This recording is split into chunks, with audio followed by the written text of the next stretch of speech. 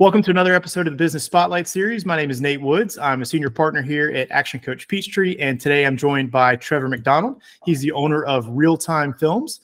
Today we're going to talk a little bit about his business, his journey to business ownership, some challenges he's faced, some best practices he implemented, and then see what it's really like to build and operate his business. If it's your first time on the channel, make sure to like and subscribe. You'll get notifications when we drop new interviews like this. And Trevor, welcome. Thanks for joining me. Yeah, thanks for having me. I'm excited. Awesome. So just give us a brief overview of your background and tell us a little bit about your business. Sure. Yeah. So I have been in video production for, gosh, as long as I can remember, really. It started really in middle school. And it's kind of a funny story. I wanted to be an actor originally. So I got into a little bit of acting classes, and I was a real shy kid back in middle school and high school days. So being in front of the camera didn't really work out. So I actually took an interest on what was happening behind the camera. And every time that the jobs that I did get as an actor, which weren't many, I took an interest to the people that were working behind the camera. And then I just transitioned into that. And I've been in video production since high school. I knew this is what I wanted to do for a living all through high school. And I've been doing it. I started the business in 2016, but I've been filming my whole life, really. Awesome. Awesome. So tell me a little bit about your team. Who currently makes up your business? Yeah. So it started with me. In 2016, I started the business officially, and my wife joined on as a second shooter, a second content creator. And then over the years, when we had our son, we have a 1-year-old now, she kind of transitioned to not so much doing the work behind the camera, but more of like social media content and more behind the scenes stuff like that. So the team really consists of myself, and then we hire people as we get jobs, like second shooters. So we primarily shoot wedding videos. So whenever we have weddings, I have a couple of my friends, whoever's available within the industry, we kind of just hire that way. So perfect. Love it. So tell me, Real-Time Films, who is the ideal client for you? Who do you serve? You know, that's a great question. We serve everybody, anybody and everybody. There's really no limit on what we can do. Like I said before, we primarily shoot wedding films, but we can range from all types of different videos. So we do a lot of real estate work. So realtors can hire us. We do a lot of commercial work. So other businesses can come to us for content. Like, let's say you own a cookie shop, we can do content like that. There's really no limit on what we can do. So pretty much anybody with a business or people getting married, people selling houses, whatever, we can provide content for you. Awesome. Love it. So why would a potential client go with you instead of your competition? What makes you unique? Yeah. So I think what makes us unique is the fact that we really care about our clients.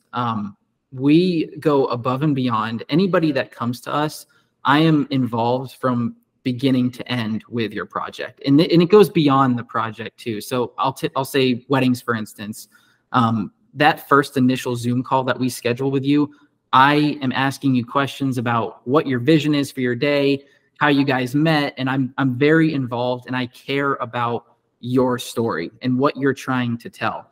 So from beginning to end, it's more of a friendship than it is you becoming a client. Like, we're not just there to take your money and run. We're there to really become a part of your lives and continue that friendship, you know, even when the job is done. So I really pride myself on that.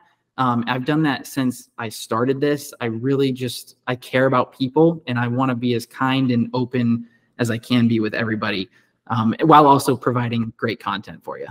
Awesome. Perfect. What is one thing that you wish more people knew about your business? So one thing I wish people knew more is, let's see. I guess going back to what I said to that previous question is like I said, you're not just gaining you're not just hiring a company. You know, we are very involved, and I want people to know that. So I schedule, you know, it's not mandatory, but it's heavily advised to do a Zoom call in the beginning so that we can meet face to face and get really personable with you. So I wish people knew more about that. And we're actually working on that. Like I said, it's not mandatory, but we send out emails. Like if somebody reaches out to us, you know, the first thing that we try to do is jump on a Zoom call right away so that we can meet face to face and do it that way. So that's one thing I wish people knew more about us, because it's, like I said, you're not just a client to us, you're going to be our friends moving forward throughout the whole project. So yeah, that's awesome. Yep. Perfect. So let's talk a little bit about marketing. Especially now more than ever, marketing is becoming increasingly important for small to medium-sized businesses. Yep. So I'm curious, what has been the most successful marketing strategy you've used so far? Yeah, this is a great question. So over the past 7 years now, since I started the business, we have relied, I would say 85% of our business has been word of mouth. And this has been huge for us. Up until recently, we have started to slow down a little bit. And we've kind of had to transition from not just word of mouth, but really starting to push Facebook ads, Instagram ads, YouTube ads, Google ads, all of the above. And since we've done that, we've seen an uptick in business. So I think one of the things that we had to adapt with is that social media and doing those advertisements. As much as I didn't really need them before, things are changing. We live in a world of social media. Everybody's on their phones. So now that we're involved in social media a lot more and pushing those ads, we've seen an uptick in business. So we still get most of our business from word of mouth, but we've seen an increase since we've started doing Google ads and Facebook and stuff like that. Absolutely. Awesome. So talked a little bit about the business, some best practices of what you've done. Let's take a step back and talk about your journey a little bit more. So you came straight out of school and went straight into running your business. Yep. What made you take that route instead of going to work for somebody else? Yeah, so I graduated high school and I knew I wanted to do video production. I just didn't know whether to take the college route or to do it my own way. So I went to community college for a little bit in the beginning, right when I graduated.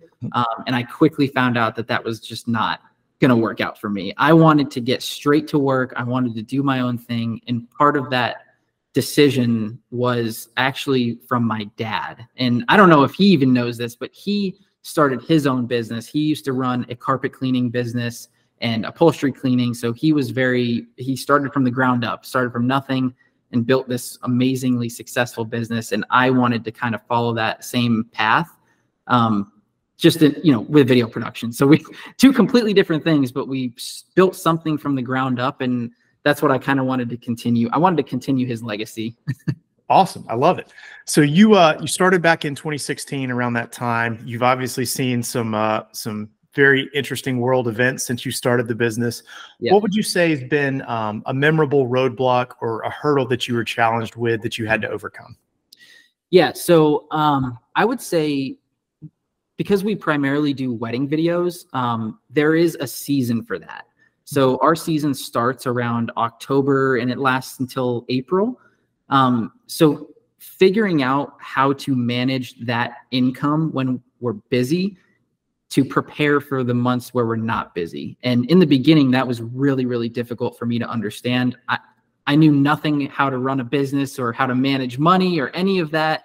So all of that I had to kind of learn throughout the years. And I mean, we're 7 years later now, and I'm just now starting to figure it out. So it's like, figuring out all of that income that we're getting within those busy months and how to manage that and prepare for the months where we're not so busy. So that was a huge, huge hurdle that we had to figure out. And I think we're finally starting to understand it pretty well now. Perfect. So let's take a look forward at what's coming next. So where do you see the business in the next 3 to 5 years? Yeah. So as far as the wedding, because again, we primarily do wedding films. We're starting to tap into the premium market. So as the 7 years that we've been doing this professionally, we've kind of had that beginner, intermediate style of, budgets.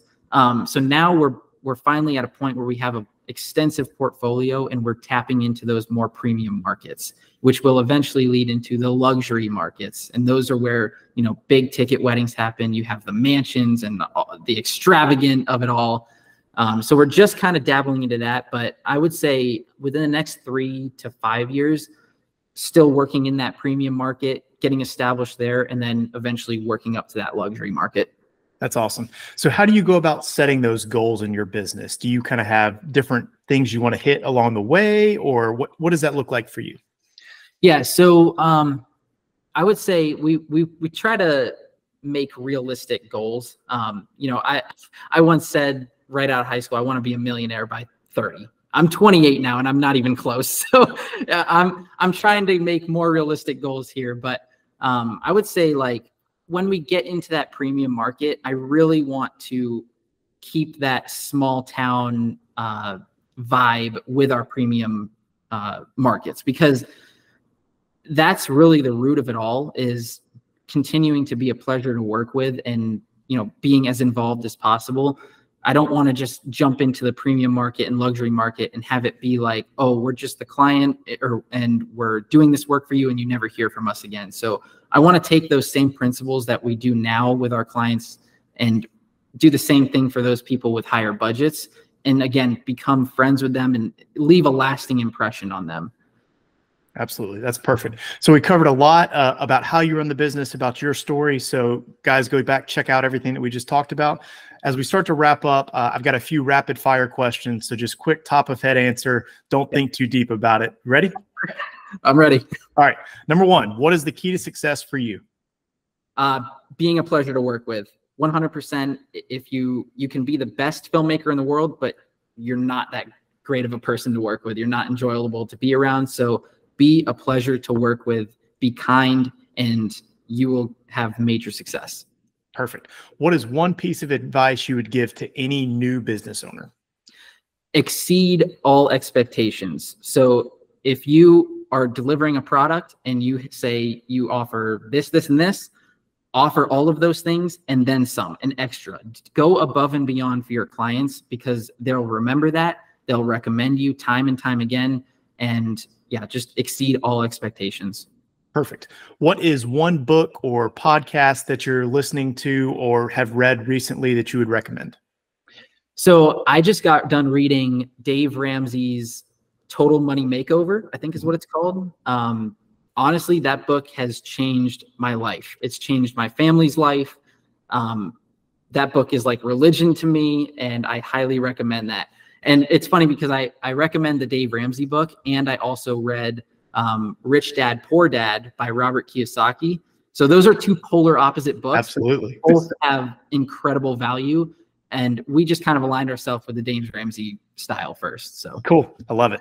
So before I get to my final question of the day, what is the best way to get in touch to learn more about you or book an event? Yeah. So Instagram, Facebook, it's Real Time Films, REEL, like a film reel. So yeah, Real Time Films on all social media. You can go to realtimefilmsandphoto.com. That's our website. There's a contact form on there you can fill out if you want to get a hold of us, and we usually reply within 24 hours. So awesome. All that will be linked in the description so people can easily see it. So my last question is, what is most inspiring to you today?